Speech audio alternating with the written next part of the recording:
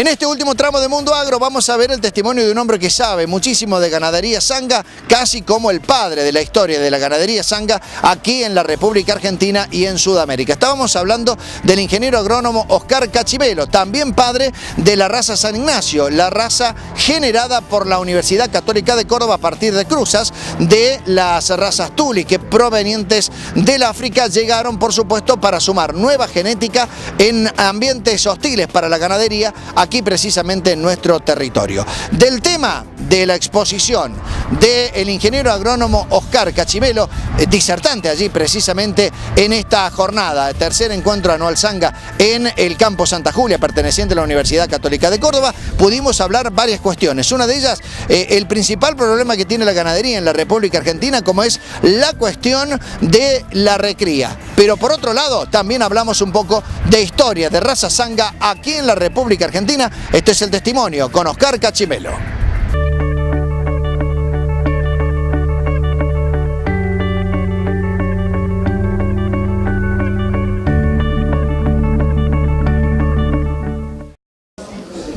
Acaba de disertar hablando respecto a un problema que tiene precisamente la República Argentina vinculado al tema de la cría. ¿Cómo es la línea de análisis que realizaba y expone?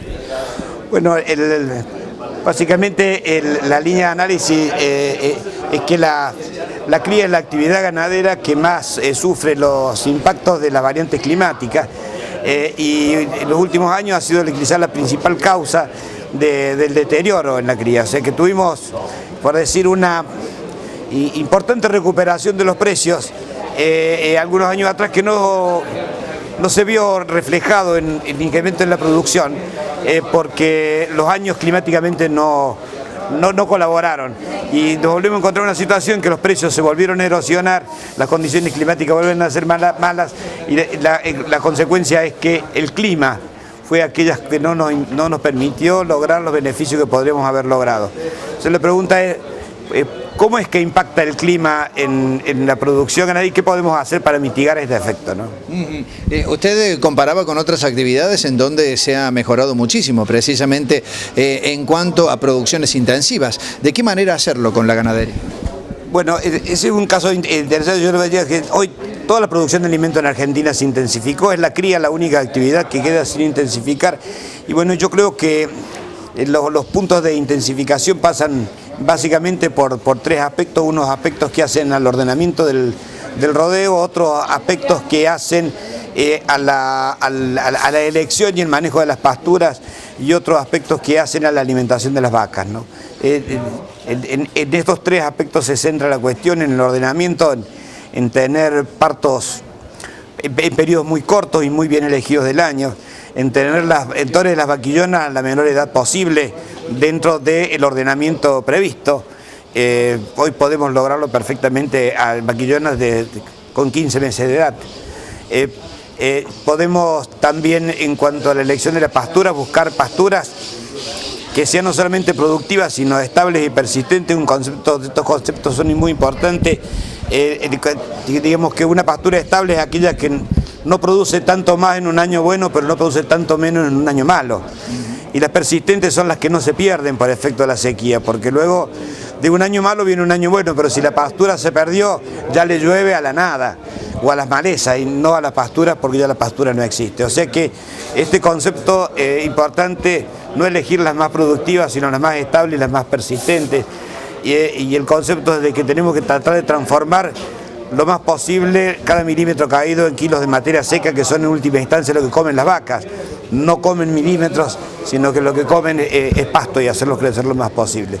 Y por última instancia, el último de los puntos de la alimentación, es que lo que yo indicaba es que los campos de cría han aumentado mucho su susceptibilidad porque no disponen ya de los campos agrícolas que siempre tendían una mano en los momentos de sequía. Hablemos de los rastrojos, de toda la cosecha gruesa que se usaban para la ganadería y que hoy no se disponen más.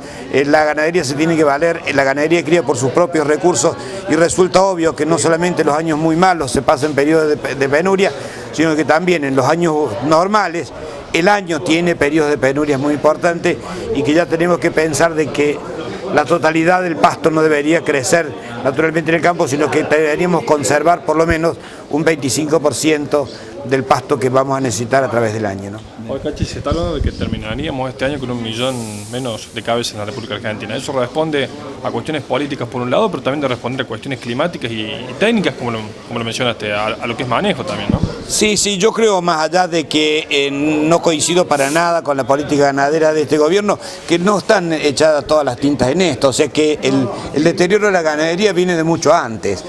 Ahora se dio una conjunción, yo creo que de 3 aspectos que son las claves: una política equivocada, diríamos, una expectativa de la gente muy disminuida y una condición climática negativa. Y bueno, esto es una bomba de tiempo, estos 3 aspectos pasan a ser, si no hay expectativa, la ganadería siempre vive de expectativas, porque uno hace hoy para recoger el mañana, mucho más largo plazo que la agricultura. ¿El feedlot no ha ayudado? No, para nada. O sea, el feedlot ayudó a la provisión de carne al público, al consumidor, pero no ayudó a la ganadería, porque en realidad lo que está haciendo es terminando el animal más rápidamente, o sea que ayudó quizás a que no falte carne a pesar de la caída. O sea, uno dice, ¿cómo hicimos nosotros para perder tantas cabezas y que no falte carne? Y la primera cosa fue terminar los animales más rápidamente, y ya lo hicimos, ya no podemos achicarlo más, lo cual no significó perder muchos kilos por cabeza, disculpa. Sí. Y por otro lado, el segundo punto muy importante es que ya este deterioro ya ocurrió, o sea que ya utilizamos este recurso y cuando aún así no alcanzaba, que hicimos, cerramos las exportaciones. Entonces, ya hicimos las 2 cosas que podemos hacer. Ahora ya no podemos acortar más la producción porque perdemos muchos kilos por animal y tampoco podemos cerrar exportaciones, ya están cerradas. Ahora la única solución es producir más. Hablamos un poco de historia, Cachi, pero ¿qué te llevó en los años 90 a recorrer el sur de África, a recorrer Australia para traer las razas africanas a la República Argentina? ¿Qué fue lo que te motivó en esa época a comenzar a hacerlo? Bueno, yo trabajé en el norte de toda la vida y siempre pensé que el Gran Chaco sudamericano es una fuente extraordinaria de recursos naturales para poder producir carne. El Chaco sudamericano son millones y millones de hectáreas que sufrieron una transformación de una fuerte invasión por el monte, no siempre fue monte, es parque, por eso se llama el parque chaqueño, y que tendió a una región con una importante cantidad de recursos naturales, buenos suelos, clima apto para la ganadería y que no se estaba usufructuando en Argentina debidamente. Entonces, para esto empezamos a trabajar en pasturas. Yo fui al África en busca de pastos y a la Australia en busca de pastos. Y después me dije, ¿cómo son las vacas que crecen donde crecen estos pastos?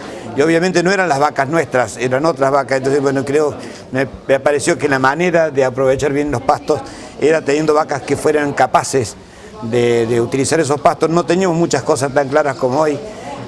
Y bueno, pero de todos modos, intuitivamente, por otro lado, yo viví toda la introducción al cebú y tengo un gran afecto por el cebú, pero siempre fue el decir el cebú de alguna manera arruina la calidad de la carne, entorpece con la calidad de la carne, y Argentina no lo notó mucho porque cortamos mucho la fecha de faena, la edad de faena. En vez de tener el novillo 3 años, lo faenamos al año o al año y medio, entonces evidentemente esto mitigó de alguna manera esto, pero internacionalmente es así conocido y de hecho los carniceros buscan menos ganado índico y entonces digo yo, ¿por qué el norte va a producir algo que valga menos? ¿Por qué el norte va a tener que producir una carne de menor calidad que la Pampa? Tenemos que resolverlo para que el norte produzca la misma calidad de carne que puede producir Pergamino. Y esto era el tema que me interesó mucho. ¿Pensaste en ese momento llegar a 70.000, 80.000 vientres como hay actualmente? Porque el decano de la facultad nos decía, bueno, el visionario era Cachi, si nos preguntaron a nosotros decíamos que no íbamos a tener semejante cantidad de vientres a esta altura. Mira, yo siempre, tuve una fe muy grande y que si hay buenas ideas y buenos trabajos también se puede llegar muy lejos. Yo siempre creí que sí y personalmente no tengo una vaca, pero trabajé toda la vida y vivo de las vacas porque mi trabajo son las vacas. Y bueno, sí le tenía mucha fe. Y de hecho trabajo con esta raza y los resultados son verdaderamente muy buenos. ¿Es una raza para cruzar fronteras? Te hablo de Chile, Paraguay, Brasil. Yo creo que básicamente Paraguay y Brasil son muy interesantes, pero aparte se abre yo diría que cosas mucho más grandes. San Ignacio es una muestra de lo que se puede hacer. O sea que siempre la visión mía es decir, acá se acaba de descubrir algo muy importante, es que con la transferencia de embriones podemos traer animales del África a la Argentina. Y África tenía una característica muy importante. Los africanos vivieron de las vacas como no vivieron los criollos acá. Porque ellos entonces no han perdido su tiempo, ellos han tenido su selección. Y quedaron las vacas que sobreviven en esas condiciones, las vacas que se preñan, las vacas que dan buena cantidad de leche. Obviamente tenía entonces, cuando se abrió esta cosa y empezaron a aparecer los embriones, que a través del lavado de la membrana pelúcea podíamos traer genética allá para acá, a mí se me abrió la cabeza y dije, este es el momento.